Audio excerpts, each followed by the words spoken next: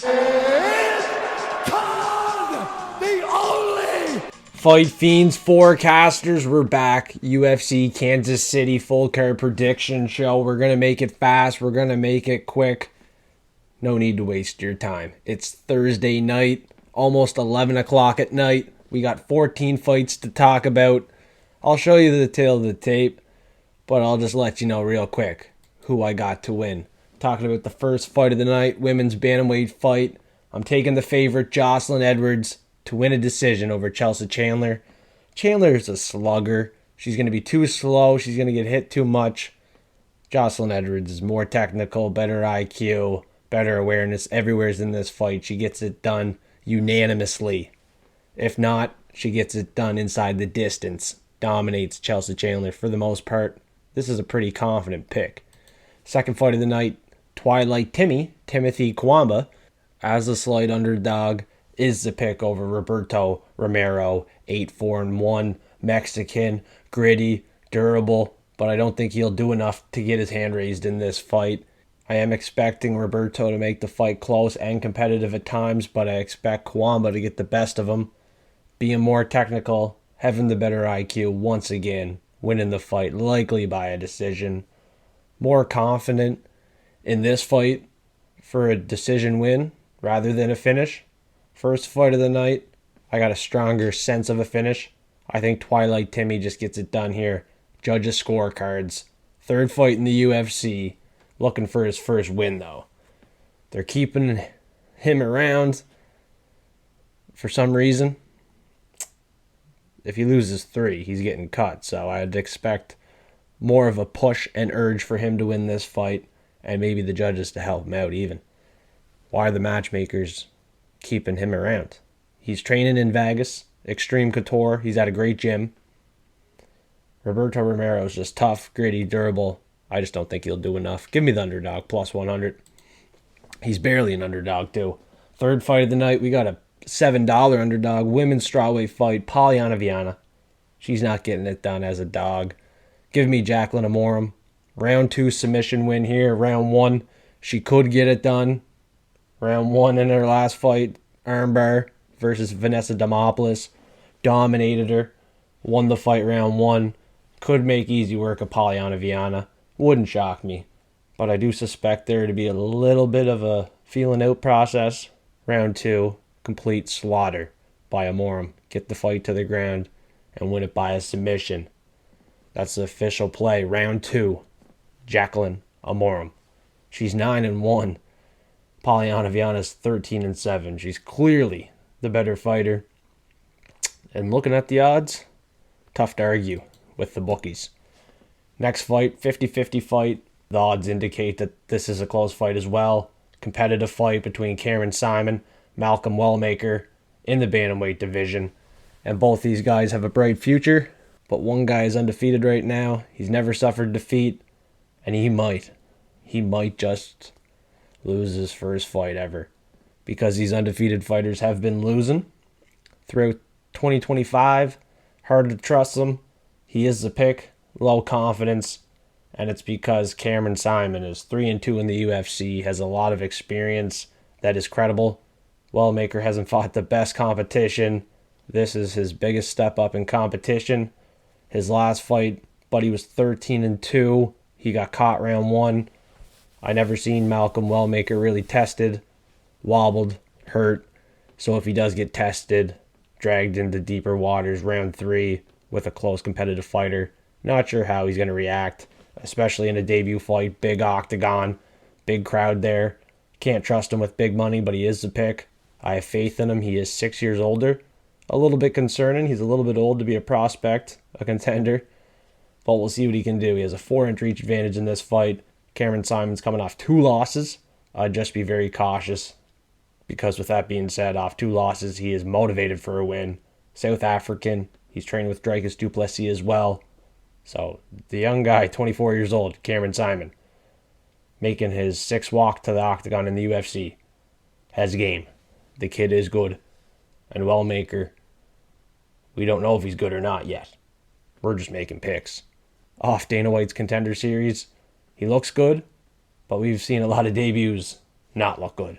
So let's be very careful on this fight. Next fight, clear 5-1 favorite, Blackshear over AlatengHeili. Clear pick, obvious pick, 5-inch height advantage, 3 years younger, 6-inch reach advantage. Blackshear is going to dominate AlatengHeili. Enough said. With all those statistics, looking at his last UFC fight, Kimura win round 2. He should pretty well do the same thing in this fight. Round 2 finish by submission. Blackshear. On the feet, he doesn't have a whole lot to offer. Not a whole lot of power. But he can keep it competitive and not get knocked out. Find his takedowns, controlled time, get on the back, find a submission versus AlatengHeili, who's a good boxer, pretty basic, enough to win a decision win versus Clayton Rodriguez. But a guy like Blackshear, 16-7-1, fought the higher echelon of competition. I think Blackshear is going to be too effective with the game plan and gets this win with relative ease as a 5-1 favorite. Next fight, another close fight on this card. This fight night is full of close fights. Fights we probably should not put our hard-earned money on. But Chris Gutierrez and John Castaneda is a fight that I've predicted now 2 or 3 times. Now the third time I'm predicting it, I'm taking the favorite at this point, Chris Gutierrez, to win a decision, effective with the leg kicks, the jab, sticking and moving, getting away from the danger. Does Sexy Mexi have the danger? Maybe on the ground, if he gets a takedown, control time. He has a 4-inch reach advantage, but he's short.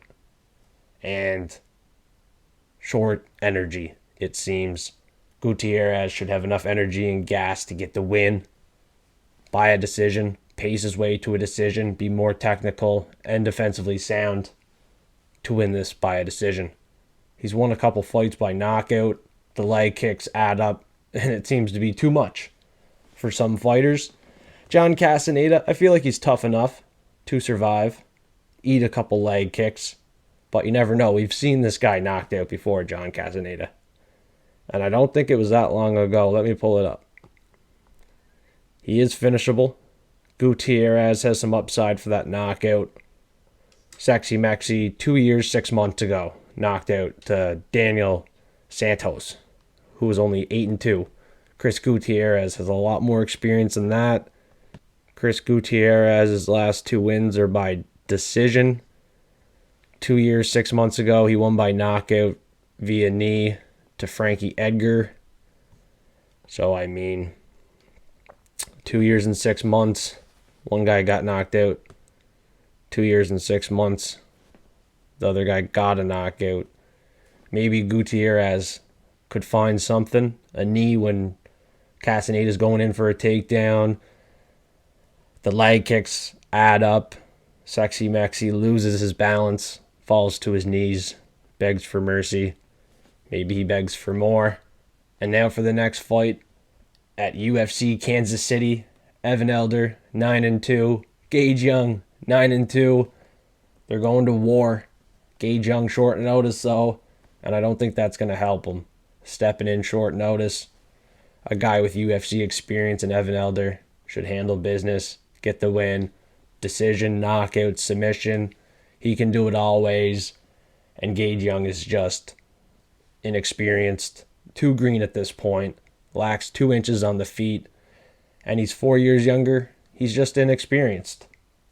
He is UFC caliber. He can fight, but with experience over low-level fighters, like low-level fighters, it's going to be a tough transition to a 9-2 Evan Elder who's fought a guy like Nazim Sadikov, Darius Flowers, and just better competition in general.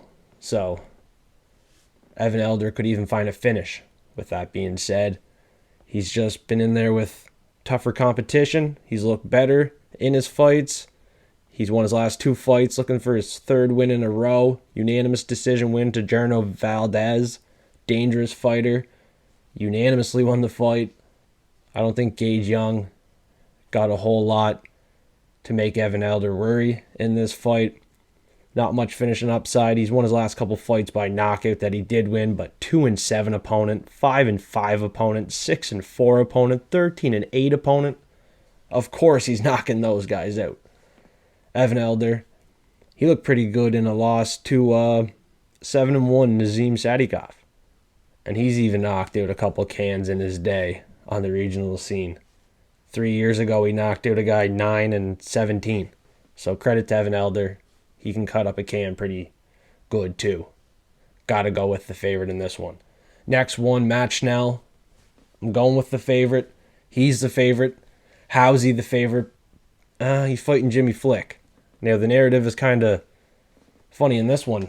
People are picking against Matt Schnell because of his chin. But if I pull it up, Jimmy Flick has no knockout wins.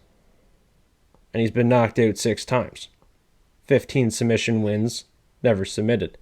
Matt Schnell, he has 2 knockout wins, 5 knockout losses, 9 submissions, 3 submission losses. I kind of think Matt Schnell could get a knockout in this fight. Jimmy Flick can't knock out Matt Schnell, so he should win the fight, Matt Schnell.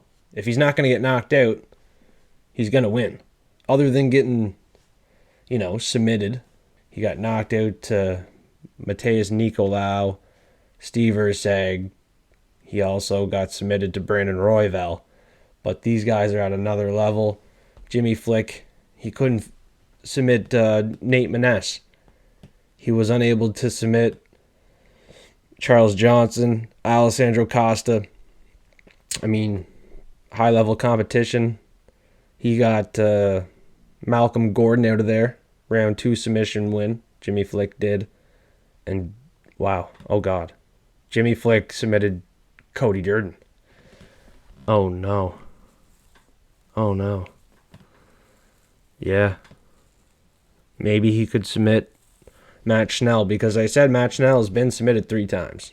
Jimmy Flick, 15 submission wins, no knockouts. Submission or bust for the dog, Jimmy Flick. He submitted Cody Durden, and Durden just made easy work of Matt Schnell. But Matt Schnell off 3 losses as a favorite. The bookies must know something here. I got to go with the favorite, Matt Schnell. His chin ain't great. He can get submitted. He got submitted twice out of his last 5 fights. His win, he almost lost. Wow, I don't know how he's a favorite. Split decision win to Tyson Nam. We could be looking at something like that in this one. Split decision for Matt Schnell. I could see it. A split decision to a guy 9-0 back in 2018. Yeah, he has a couple decision wins, Matt Schnell. As long as he doesn't get knocked out or submitted, he could be winning by points after 15. Jimmy Flick's been knocked out a handful of times. 6 out of finger, so 2 handfuls. Yeah, not looking good. He doesn't have much of a chin either, right? So Matt Schnell and Jimmy Flick, probably the 2 guys in the flyweight division that literally have no chin. And they're fighting each other. It's crazy, though. Cody Durden submitted Matt Schnell. Easy work. Jimmy Flick submitted Cody Durden. And you're getting a good plus money underdog bet here on Jimmy Flick, if he's your pick. I could see him winning. But why is Matt Schnell such a big favorite? Money coming back in. There's a buyback on Jimmy Flick. But I'm a flick the bick. Pass on this fight altogether. Either fighter you can't trust with your money. So why talk about it any longer? Let's get in to the main card in Missouri and make some money. Like the video. Subscribe if you have not yet. We got Ikram Aliskerov fighting Andre Muniz. Simple fight, 5-1 favorite. Take the favorite, go to the bank. Easy work. This is a guy on the incline, 32 years old. Took a tough loss to Robert Whittaker, upper echelon of the division. Andre Muniz has never licked that upper echelon yet. He's coming off a close win, split decision over a year ago to Junyun Park. He's still not getting a lick at the top 5 yet. Ikram was fast-tracked a little bit too soon. Now they're bringing him back to, a level area where he can compete and light up Andre Muniz. Knockout round 1, easy work. He is 15-2, and it seems like a pretty obvious pick off a loss here. Too powerful, too technical, and Muniz has one path to victory, one game plan, one sole thing in his mind. Takedown, grapple, try to get a submission on the feet. He is not going to hang for too long with Ikram Aliskerov.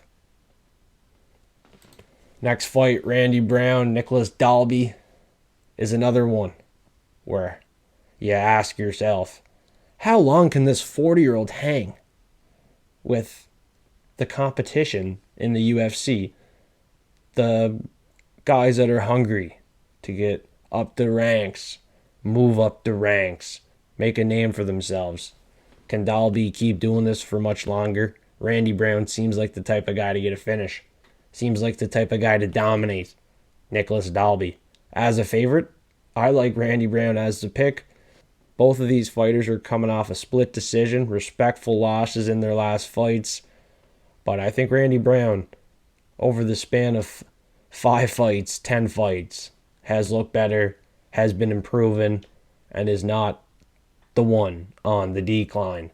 Dalby, 40 years old, 6 years older, unfortunately, is going to be on the decline. He beat Bonfim. He looked good in his last fight. But at 40 years old, he's going to start to fall off a cliff at any point. So I will fade him in this one.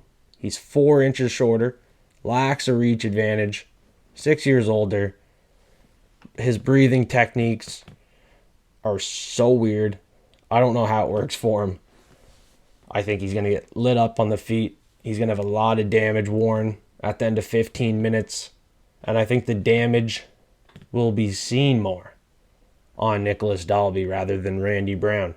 You're going to see the blood leaking on Dalby at the end of 15 minutes, where Randy Brown might not even have a scratch on him. So I'm going to take Randy Brown to win this fight, looking clean at the end of the fight, hardly a scratch on him, with his hand raised in the air. Welterweight fight, it's going to be a good one. Can the old dog, at 40 years old, keep it going? He's been competitive, but this might be the first fight that isn't competitive. Give me Randy Brown. Next fight, we got Michel Pereira, Abus Magomedov. This is a fight where I didn't really know what to do. I like Abus Magomedov. I have a tough time calling his fights. He has a big reach advantage. He's starting to use his grappling. We've seen Pereira taken down, controlled in his last fight. Grappling was a weakness. His gas tank, not entirely great. He exerts a lot of energy round 1, round 2. After that, starts to gas himself out with his style. His style is unorthodox. It's hard to read, pick up on. 15-minute fight. He could make it work, win a decision. He is the pick. But I gotta say, it's low confidence. Abus Magomedov could implement his game plan to get the win. Wouldn't shock me. He's a good dog. Slight dog. A lot of these fights, this must be the 4th or 5th. That is almost a coin flip. It can go either way. It's not one that I want my money on. Not one that I want to lock in, be invested in. So it's just a prediction, just a forecast. I'm going to take the unorthodox approach. Get weird with it. Not be technical on this one. And take Michel Pereira. Abus will be more technical, which is the style of picks I've been doing this week, this event. But I'm looking to eat with some taste, and a very particular taste. This guy is very different, Michel Pereira, and I think Abus might struggle with the unorthodoxness, the variety of punches and combinations. Unlike Anthony Hernandez, Fluffy Hernandez, who was my lock of the week, who I could trust, who I think will move up the ranks. Abus got caught to Sean Strickland. He fought in the PFL and got caught and knocked out. I wouldn't be shocked if Pieta knocks him out round 1. That's what he was doing before he got caught fluffy. Michel Pieta knocked out Ihor Potieria. No, he didn't. He submitted him round 1, standing guillotine. He submitted Mikhail Ozachuk. He knocked out Andre Petrosky. These aren't the most credible wins, but all round 1, split decision win to Ponzinibbio. Unanimous decision win to Andre Fiallo. Nico Price, unanimous decision win. Chaos Williams, unanimous decision win. He was winning a lot of fights by a decision. He won 3 in round 1. He took a loss. Abus, debut fight, front kick, round 1 KO. Lost to Strickland round 2. He got fast-tracked. Then he lost a unanimous decision to Caio Bihaio. The Fighting Nerds won a decision to Warley Alves. Not impressive. Submitted Bruno Fieta round 3 with a grappling approach. This fight is bound to be close. It's going to be competitive. But I'm going with Pieta, Michel Pieta, to get the win here. More experienced in the UFC. But Abus, he's a dog.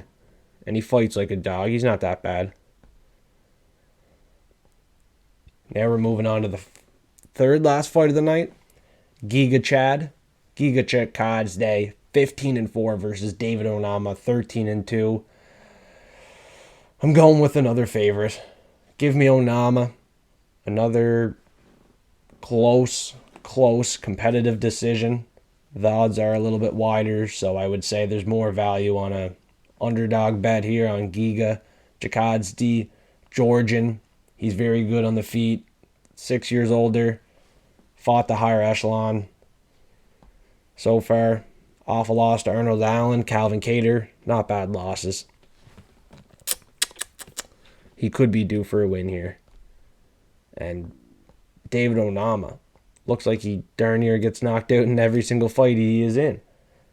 Every fight that I've seen David Onama in, it seems like he's bound to get knocked out at some point, or he's been hurt. Like Nate Landwehr almost caught him.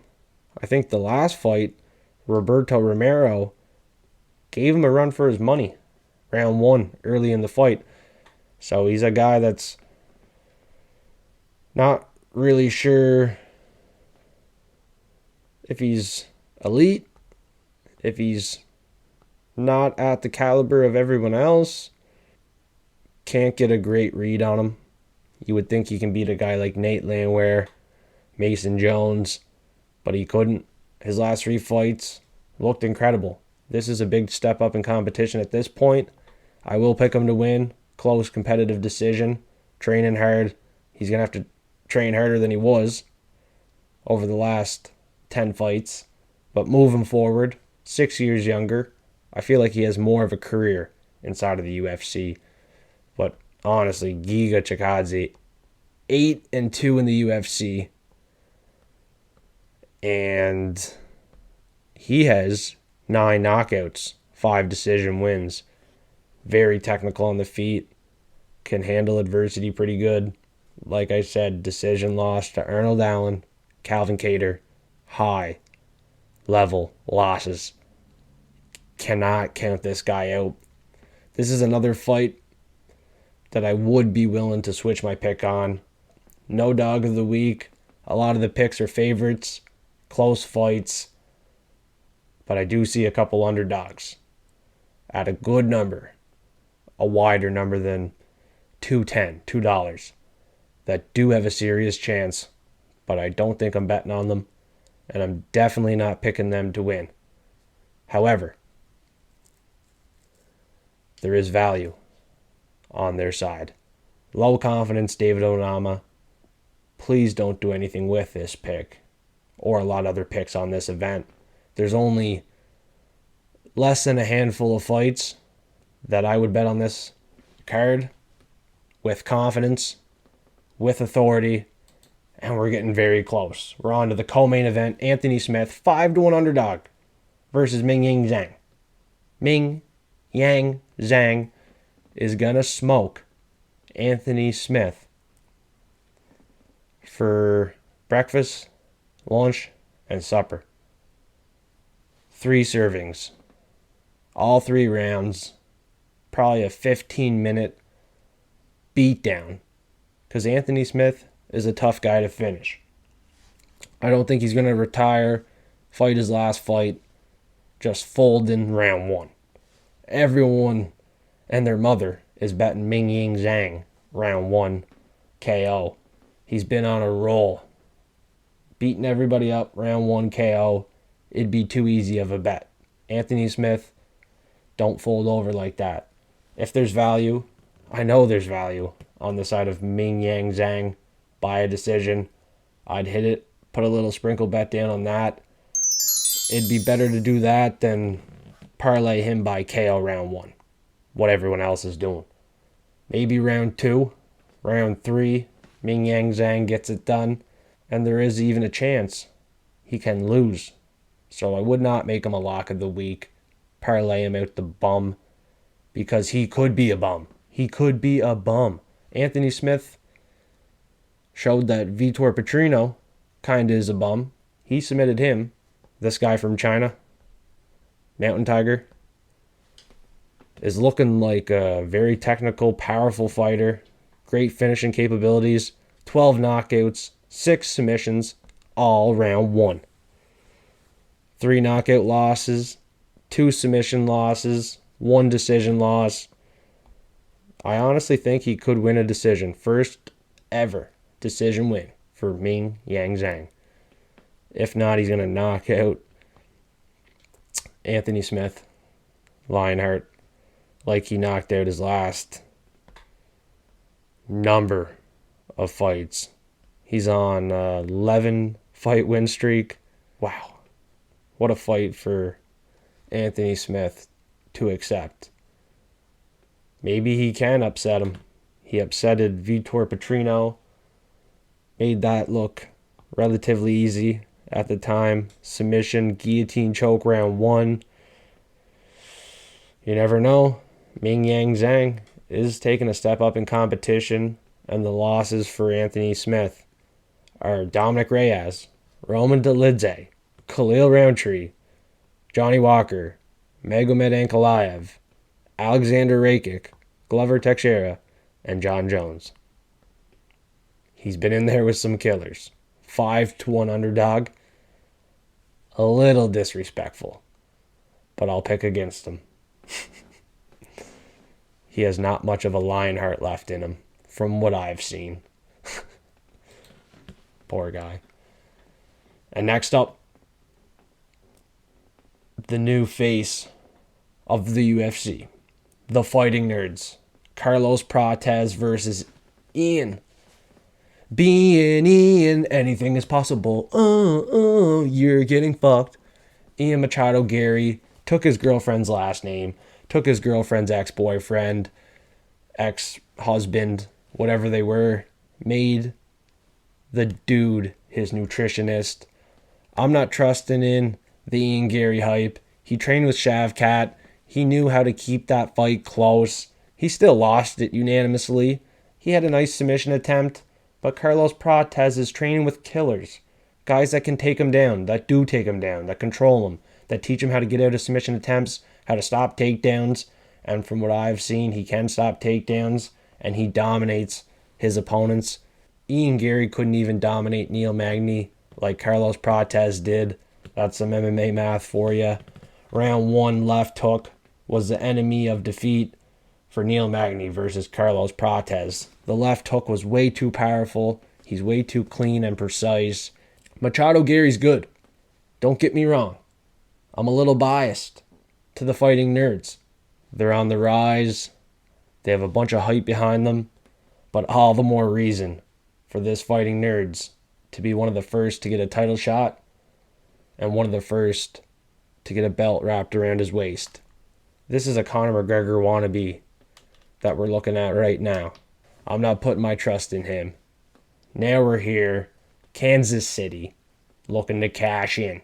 Carlos Prates is the guy that's getting me paid. Lock of the week. Double your money on the play.